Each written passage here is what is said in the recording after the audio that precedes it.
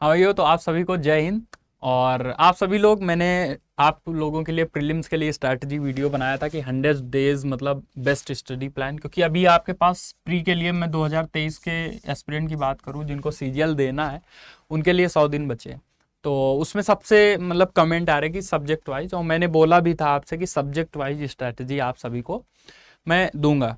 तो आज टाइम है भाई रीजनिंग का। हम देखने वाले इस वीडियो में कि रीजनिंग का प्लान रहने वाला है, कैसे हम पढ़ें जिससे एक अच्छा स्कोर हो पाए। क्योंकि आप देखो, रीजनिंग बहुत अंडररेटेड सब्जेक्ट है, इसको लोग ज़्यादा वैल्यू नहीं देते, पर अभी मेंस में ऐड किया सीजीएल में 90 मार्क्स का ये भी वेटेज है, 90 मार्क्स का मैथ है, तो इक्वल इंपॉर्टेंस रख रहा है और कठिन भी था 22 में। तो अभी तो इसको इग्नोर किया नहीं जा सकता। मेरे मतलब हमेशा रीजनिंग में एक बार सीएचएसएल में 50 में 50 मार्क्स भी आए, सीजीएल में 47.5 थे। तो आप समझो कि मतलब मैंने ऐसा क्या किया, क्या कम से कम पढ़ना है, क्योंकि रीजनिंग में समझाऊंगा इस वीडियो में, आप कंप्लीट देखोगे तो समझ पाओगे कि बेस्ट तरीका क्या है रीजनिंग पढ़ने का। शुरू करेंगे। सबसे पहले देखते हैं कि रीजनिंग अभी क्या है। पहले था प्री में होता था, मेंस में नहीं होता था, सीजीएल में तो चल जाता था, ठीक है। अभी क्या है, आप समझो रीजनिंग के कंपोनेंट मतलब प्री में भी है और मेंस में भी है। तो जब प्री में है मेंस में है, कैसे है ये डिफरेंस समझो आप, क्या क्वेश्चन में डिफरेंस है, मार्क्स में डिफरेंस है। तो प्री में जो आने हैं 25 क्वेश्चन आपके आने हैं, 2 मार्क्स का क्वेश्चन है और 50 मार्क्स मतलब आपके हो गए प्री में। मेंस में आने 30 क्वेश्चन, जिनको सीजीएल देना या इवन सीएचएसएल भी देना, पैटर्न सेम है। 30 क्वेश्चन आने, 3 मार्क्स का एक क्वेश्चन है, तो आपके 90 मार्क्स के आने हैं मेंस में रीजनिंग। तो आप यहां से समझो इंपॉर्टेंस तो बहुत ज़्यादा है। रही बात क्वेश्चन के लेवल की, तो हाँ मेंस में थोड़े अच्छे क्वेश्चन, पजल वगैरह स्टेटमेंट वगैरह क्वेश्चन दिखते हैं आपको, और लेवल भी ठीक होता है। और दूसरी चीज़ है कि मेंस में मतलब हम ये भी देखते हैं कि क्वेश्चन के थोड़े बहुत जैसे स्टेटमेंट वाले क्वेश्चन है वो प्री में नहीं देखने को मिलते और मेंस में मिलते हैं। तो उससे कोई मतलब नहीं है, क्योंकि हम उसी हिसाब से पढ़ेंगे।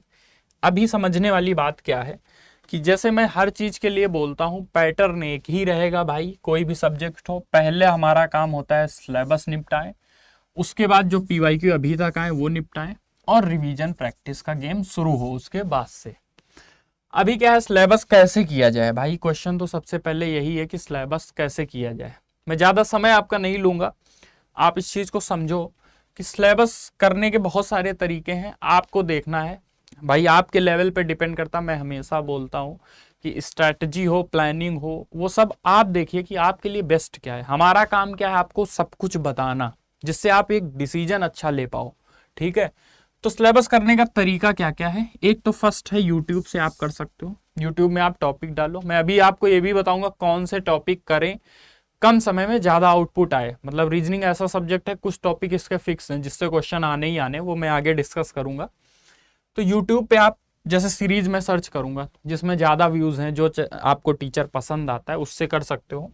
अगर आपने पेड कोर्स ले रखा है तो उससे आप कर सकते हो, अगर ले रखा है तो आपका को क्वेश्चन बस यही है, मतलब कंसर्न यही है कि सिलेबस कंप्लीट होना चाहिए और पेपर से 2-3 महीने पहले होना चाहिए। तो प्री अभी जैसे 3 महीने पहले है, तो कोशिश करो आपका 1 महीने में अभी कम से कम सिलेबस तो पहले खत्म हो, क्योंकि बाकी चीजें बाद में ही शुरू होंगी। बहुत लोग बुक से भी करते हैं, जैसे बुक हैं, बहुत सारी बुक्स हैं जो कॉन्सेप्ट पढ़ाती हैं, बताती हैं, आप उनको पढ़ोगे, क्योंकि रीजनिंग बहुत वैसा सब्जेक्ट नहीं है जिसमें बहुत सारे कॉन्सेप्ट हो। प्रैक्टिस से पॉसिबल है। आप बहुत सारे क्वेश्चन, जैसे सीरीज है 300-400 क्वेश्चन आप लगाओगे ना, आपका दिमाग अपने आप पैटर्न फॉलो करने लगेगा। और सेल्फ स्टडी से तो किया ही जा सकता है। मैंने मतलब जो ज़्यादा फोकस किया वो यूट्यूब और सेल्फ स्टडी पे। तो इससे आप क्या है कि अच्छे तरीके से सिलेबस कंप्लीट करो, ये पहली रिक्वायरमेंट है किसी भी सब्जेक्ट की, सिलेबस कंप्लीट करो। उसके बाद अपना नेक्स्ट सेगमेंट आता है कि सिलेबस भी कंप्लीट करने में एक चीज हमें बहुत ध्यान रखनी है, इंपॉर्टेंट टॉपिक्स, इनको पहले खत्म करो। बाकी चीजें बाद में टाइम बचता है तो करेंगे, नहीं नहीं भी करेंगे चल जाएगा, क्योंकि मुझे लगता है 50 मतलब 60-70% क्वेश्चन यहीं से आने हैं। एनालॉजी हो गया, सीरीज बहुत इंपॉर्टेंट है, कोडिंग डिकोडिंग है, ऑड वन आउट है, फिगर बेस्ड, ये आपको करने में टाइम भी कम लगेगा और ये इंपॉर्टेंट टॉपिक है, इसीलिए मैंने इनको यहाँ लिख दिया है, जिससे आप इनको पहले करें। इनको आप पहले करेंगे तो आपका मतलब 50-60% क्वेश्चन तो मॉक में ऐसे ही होने लगेंगे, तो आपका कॉन्फिडेंस भी आएगा। उसके बाद जो चैप्टर बचते हैं वो हमें देखने हैं। पता कैसे चलता है? तो पीवाईक्यू आप देखो, जिससे ज्यादा प्रीवियस ईयर क्वेश्चन आए हैं वही हमारा इंपॉर्टेंट है, बाकी इंपॉर्टेंट नहीं है। अब बात करते हैं, जब हमारा सिलेबस हो जाएगा तो हम एक प्रीवियस ईयर क्वेश्चन की या तो बुक ले लेंगे। आप बुक ले लो, बहुत सारे पब्लिकेशन हैं, बहुत सारे मतलब जो खाली प्रीवियस ईयर आपको बताते इस मतलब एग्जाम में ये आया, या आपको चैप्टर वाइज मिल जाएगा कि सीरीज के इतने क्वेश्चन आए हैं, वो आपके पास एक होनी चाहिए। कोई भी किसी भी पब्लिकेशन का आप ले लो, एक बुक आपकी प्रीवियस ईयर क्वेश्चन की होनी चाहिए।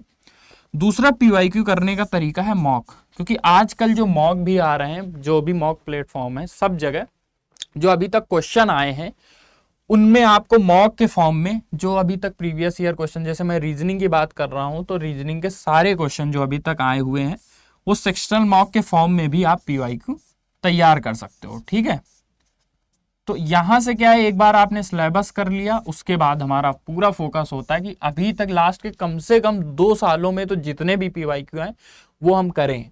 आप सीजीएल की तैयारी कर रहे हैं तो आपको सीएचएसएल के भी क्वेश्चन करने हैं, एमटीएस के, सीपीओ के सब क्वेश्चन करने हैं। उन टॉपिक के तो जरूर करने हैं जो इंपॉर्टेंट है कम से कम, क्योंकि मैं देखता हूं उन लोगों के सीरीज और कोडिंग डिकोडिंग इसमें गलत बहुत होता है या पकड़ में ही नहीं आएगा आपको। ठीक है, तो इनको तो कम से कम कर ही लें। अब बात आती है रिवीजन और प्रैक्टिस की। तो पेपर के पहले, जैसे मैं इसीलिए बोल रहा हूं कि मेंस को आप लेके पढ़ेंगे ना, तो प्री के बाद तो मुझे लगता है केवल प्रैक्टिस और रिवीजन का होना चाहिए।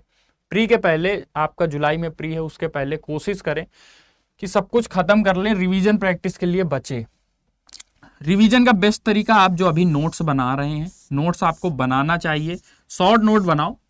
आपको जहां प्रॉब्लम आ रही, जिन टॉपिक्स में आ रही, वो आप उसका नोट्स जरूर बनाओ। तो रिवीजन आप इसी से करेंगे, लिख लिख के। और उसके बाद प्रैक्टिस का बेस्ट तरीका है मॉक। जैसे मैं देख रहा हूं कि रीजनिंग में मेरा स्कोर नहीं बढ़ रहा है, तो अगर मेरा रीजनिंग में स्कोर नहीं बढ़ रहा है, मैं सीजीएल का क्या करूंगा, पीवाईक्यू खोलूंगा। मान लो 2022 का भी जो हुआ था, उस 2022 के जितने भी सेट थे, जो भी 30-40 सेट थे, उन सभी को मैं लगाऊंगा। दिन में 4-5 आप सेट लगाओगे 25-25 क्वेश्चन के, जो कि शायद 20 मिनट टाइम होता है। आपका इतना स्पीड बढ़ेगा, और ये बेस्ट वे है। मतलब मुझे लगता है sectional mock is the best way of practice any subject, लेकिन रीजनिंग और मैथ में तो ज्यादा ही है। तो प्रैक्टिस और रिवीजन के लिए आपको नोट्स और मॉक फॉलो करने हैं। तो ये ही मतलब मुझे लगता है इतना सफिशिएंट है। मैंने जो आपको समझाया है मैं आपको फिर से बता देता हूं कि आपको बहुत ज्यादा नहीं पढ़ना होता है। रीजनिंग हमें पता है, पहले हमें देखना है कौन सा हम एग्जाम दे रहे हैं, उसका पैटर्न क्या है। एक बार वो हमने देख लिया तो उसके बाद एक पैटर्न होता है कि सिलेबस करें पहले, उसके बाद पीवाईक्यू करें, और उसके बाद हमारा रिवीजन और प्रैक्टिस।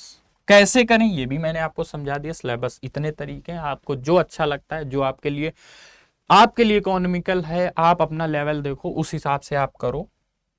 और उसके बाद इंपॉर्टेंट टॉपिक आप करो पहले इनको, फिर प्रीवियस ईयर क्वेश्चन जरूर करने हैं पीवाईक्यू। इसको मतलब छोड़ना नहीं, चाहे आपका टीचर करा रहा हो ना करा रहा हो, आपको ये करना है।